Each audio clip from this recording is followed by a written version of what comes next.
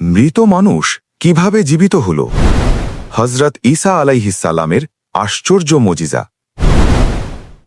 অনেক আগের কথা, বনি ইসরায়েলের এক জনপদে মানুষের মধ্যে বড় ধরনের সন্দেহ আর অবিশ্বাস ছড়িয়ে পড়েছিল।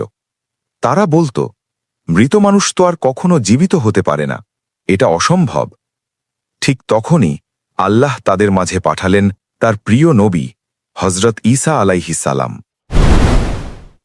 একদিন কিছু লোক ঈসা আলাইহিসসালামের কাছে এসে বলল, তুমি যদি সত্যিই আল্লাহর নবী হও, তবে আমাদের সামনে মৃত মানুষকে জীবিত করে দেখাও। লোকদের চোখে ছিল চ্যালেঞ্জ, মনে ছিল অবিশ্বাস। হযরত ঈসা আলাইহিসসালাম রাগ করলেন না, অহংকারও করলেন না। তিনি শান্তভাবে বললেন, আমি নিজের শক্তিতে কিছুই করতে পারি না, সব কিছু আল্লাহর ইচ্ছায় হয়। এরপর তিনি আল্লাহর দরবারে নম্রভাবে দোয়া করলেন।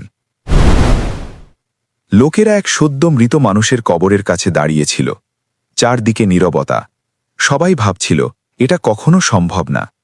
হযরত ঈসা আলাইহিসসালাম তখন বললেন, আল্লাহর হুকুমে জীবিত হও।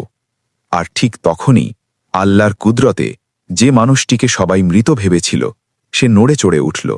সে আবার চোখ খুলল, আবার কথা বলল, আবার জীবিত হল।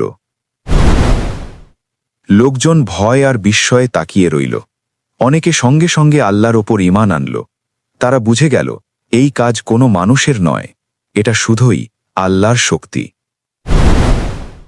আল্লাহ কুরআনে বলেন, আমি আল্লাহর অনুমতিতে মৃতকে জীবিত করি।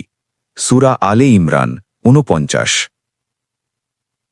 এই মজিজা আমাদের শেখায়, জীবন ও মৃত্যু আল্লাহর হাতে। নবীরা আল্লাহ নন, আল্লাহর বান্দা।